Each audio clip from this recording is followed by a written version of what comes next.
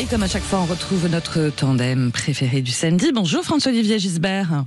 Bonjour Laurence, bonjour Johan. Bonjour Johan Gillet. Bonjour Laurence, bonjour Franz. Alors, la question du jour qu'on a postée à nos auditeurs sur nos réseaux, le président Macron a-t-il choisi le bon moment pour annoncer la reconnaissance de l'État de la Palestine en septembre prochain à l'ONU? Ça provoque moult réactions, aussi bien chez nous qu'à l'international. Pour nos auditeurs, c'est un gros non à 88%. Alors, bon timing, pourquoi maintenant? Il était temps. François-Olivier Gisbert, comment vous analysez cette annonce-là? Qui n'est pas nouvelle. Bon, d'abord, oui. D'abord, que les choses soient claires, évidemment, il faut un État juif et un État palestinien. Mais ça, c'est absolument l'évidence. Mais évidemment, cette décision pose question, et là-dessus, évidemment, je rejoins les 88% d'auditeurs de Sud Radio. C'est-à-dire que dans cette décision, enfin cette annonce, parce que c'est toujours des annonces, c'est toujours de la com avec Macron, il y a beaucoup de fébrilité et d'improvisation. Il y a 3 mois, il posait 4 conditions. Il y avait la libération des otages, l'éviction du Hamas de la bande de Gaza, la reconnaissance d'Israël par les États arabes de la région, et puis aussi, évidemment, des changements à la tête de l'autorité palestinienne. Bon, c'était intelligent. Que s'est-il passé entre-temps? Je pense tout simplement, il faut qu'on parle de lui. Il fait du bruit, il en est là, il a besoin d'exister. Je crois que c'est un peu la panique avant la fin de mandat. Et c'est un peu triste parce que on voit qu'il est très seul. Ça ressemble tout simplement à l'agitation.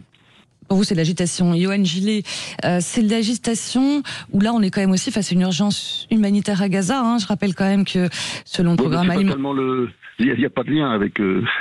Excusez-moi, évidemment, la situation humanitaire à Gaza, elle est là, mais c'est pas en reconnaissance. C'est pas la reconnaissance qui pourrait changer les choses. Okay. Agitation ou pas pour vous, Johan Gillet? Je pense que Franz a raison. C'est surtout du désespoir. C'est la volonté d'essayer d'exister dans un contexte diplomatique où la France n'est plus toujours en position de force. Tout ça est très compliqué. Évidemment que c'est pas la reconnaissance d'un État qui va mettre fin à la famine comme ça. Un État, c'est pas une association de la loi de 1901. Enfin, je veux dire, on crée pas un État comme ça. Un État, il faut une continuité territoriale, il faut une indépendance économique, il faut évidemment, ça sous-entend d'avoir ensuite une armée régulière, d'avoir un système bancaire qui fonctionne. Enfin, il y a beaucoup de conditions évidemment à remplir. Un État, ça sous-entend aussi qu'on ne le fasse pas sur les braises de l'horreur. Vous savez, les mêmes qui aujourd'hui nous disent il ne faut pas aller déstabiliser les États comme on l'a fait en Afghanistan ou en Irak, par exemple, parce que croire qu'on va réussir à replacer un nouveau gouvernement sur les braises de la guerre, ça ne se passe jamais bien. Alors là, il s'agit non seulement de le faire sur les braises de l'horreur, mais en plus, il ne s'agit pas simplement de changer un gouvernement, mais de mettre en place un État. Donc, évidemment que cette position n'est pas nouvelle. Enfin, depuis le général de Gaulle, la position de la France est très bien connue. Pourquoi est-ce qu'on veut une solution à 2 États? Parce qu'une solution à un État n'est pas possible. Elle n'est pas possible parce que Israël, Netanyahou l'a rappelé, est un État juif et qu'il ne voudrait pas que, pour des raisons démographiques, les populations arabes se retrouvent plus nombreuses, par exemple, que la population de confession juive. Donc, de toute façon, il y a pour des raisons religieuses, historiques, une impossibilité à une solution à un État. Donc ça, on évacue.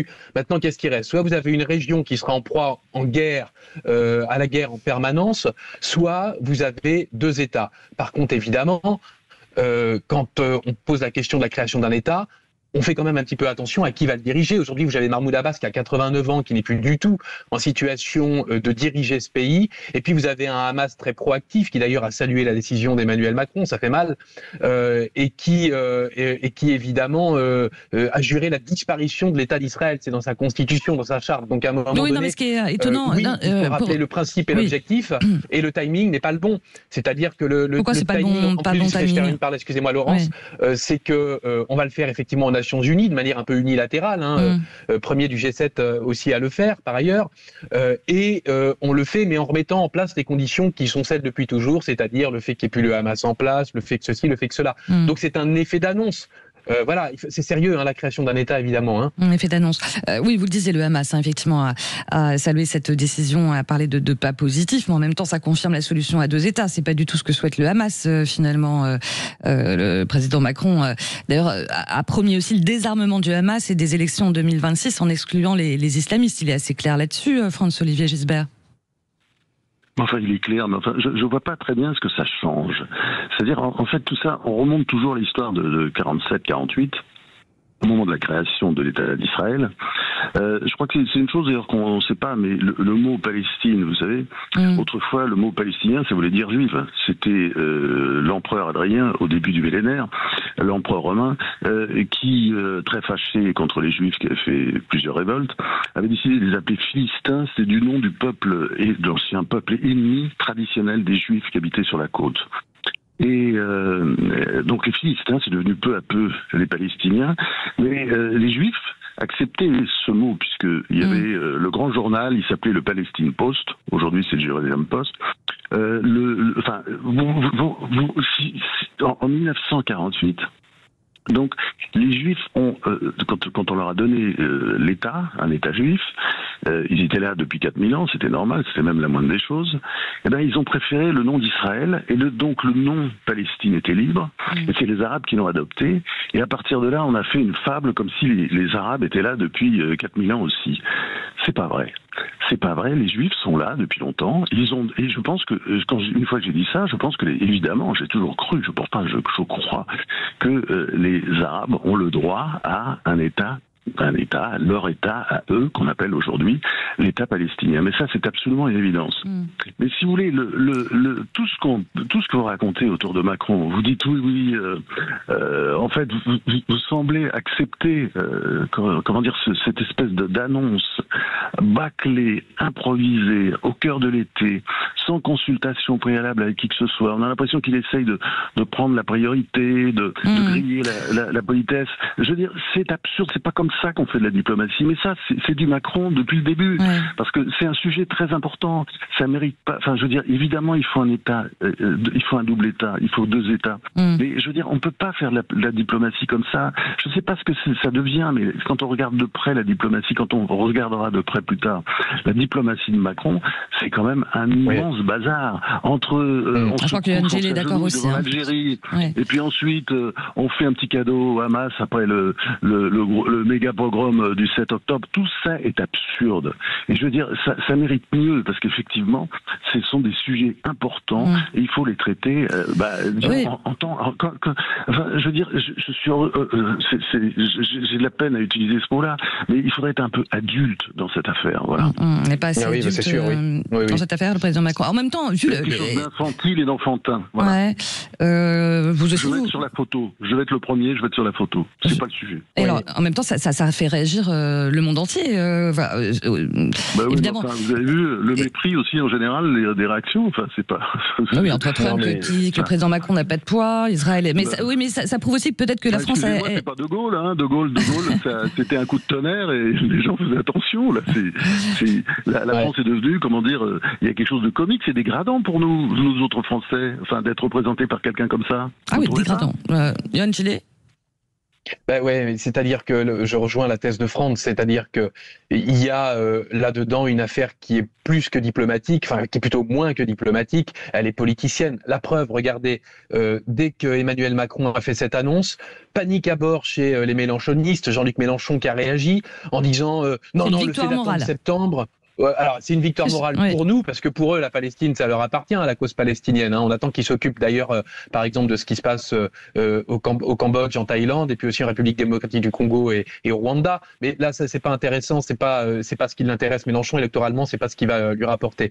Et donc, tout de suite, il a dit, mais le fait que Macron le dise pour septembre, il creuse encore plus le fossé, etc. Ça ne l'arrange pas que Macron aille là-dessus, parce que c'est à eux. C'est un enjeu politique. Vous vous rendez compte ce qu'on est en train de faire? Il y a des gamins qui sont en train de mourir, et sous prétexte de défendre des causes magnifiques, on est en fait en train d'accentuer la notion, comment dirais-je, enfin le conflit par la binarisation du débat, alors que c'est extrêmement complexe. Parce que Frantz a raison sur l'histoire de cette terre, de cette région du monde. On va quand même pas remonter à il y a 3000 ans en disant oui, les Juifs étaient là il y a 3000 ans, donc c'est eux qui ont le plus de droits. Oui, mais la population arabe est là depuis le 7e siècle ou 4000 ans. Et oui, la population arabe est là majoritairement depuis le 7e siècle et notamment après sous l'Empire ottoman. Donc c'est elle qui a plus le droit. L'Empire ottoman qui d'ailleurs dans les années 1830 n'a pas manqué non plus d'oppresser les Juifs au moment de la guerre avec l'Égypte. Donc on n'en finit pas. Donc ce qu'il faut maintenant, c'est qu'est-ce qu'on veut. Ce qu'on veut, c'est que les populations arrêtent de se faire la guerre. Ouais, vous savez, c'est très difficile cette affaire parce que nous parlons, enfin pour ma part en tout cas en tant que laïc. Et comme en réalité vous avez des gens qui ne se basent pas que sur des réalités politiques mais sur des réalités mystiques, c'est la terre sacrée, c'est ceci, cela, comment voulez-vous y arriver ? Quand on convoque Dieu à la table des négociations, il n'y a pas de solution. En tout cas, bon, réaction, effectivement, vous le dites, aussi bien à gauche qu'à droite, le RN aussi qui condamne. Ça divise aussi forcément LR, ça ébranle le socle commun. Isoler le président Macron dans le socle commun avec un Bruno Retailleau qui prend de plus en plus de place aussi, plus en tant que candidat que ministre d'ailleurs. François-Olivier Gisbert. Ah bah oui, mais ça c'est l'existence de Bruno Retailleau, ça fait quoi quand même excusez-moi, ça fait quand même 6 mois que la fusée est en route, même s'il est Premier ministre, s'il est ministre de l'Intérieur depuis plus longtemps que ça. Oui, mais j'aurais dû dire président si j'avais fait un vrai. J'aurais dû dire président. Bon, enfin, mais vous pensez que vous voyez, tout ça nous ramène à la politique politicienne, c'est-à-dire que c'est un grand sujet qui mérite vraiment l'attention de tous et pour essayer de comprendre, regarder l'histoire et puis s'arranger pour créer quelque chose de définitif. Ça a failli se faire. Ça a failli se faire au temps d'Arafat et de Rabin et Pérez. Vous savez, le premier ministre israélien et l'ancien dirigeant palestinien terroriste, d'ailleurs, du langage terroriste, ça a failli se faire à ce moment-là, ça a presque marché. Bon, donc ce n'est pas tout à fait impossible, mais en même temps, ça ne peut se faire qu'au prix d'une très longue préparation. Quoi. Ouais. En tout cas, merci beaucoup pour vos lumières, mon cher François-Olivier Gisbert. Merci beaucoup, Johan Gillet. Merci à vous. Et à samedi prochain, si vous le voulez bien. Merci. Allez, vous voyez qu'on pense comme les auditeurs de Sud Radio. Tout à fait. Les auditeurs. 88%. Vrai aussi. Et ben voilà. Ah bah oui, surtout vous. Surtout vous parlez vrai. Non, on parlerait tous. Allez, grand merci. À samedi prochain.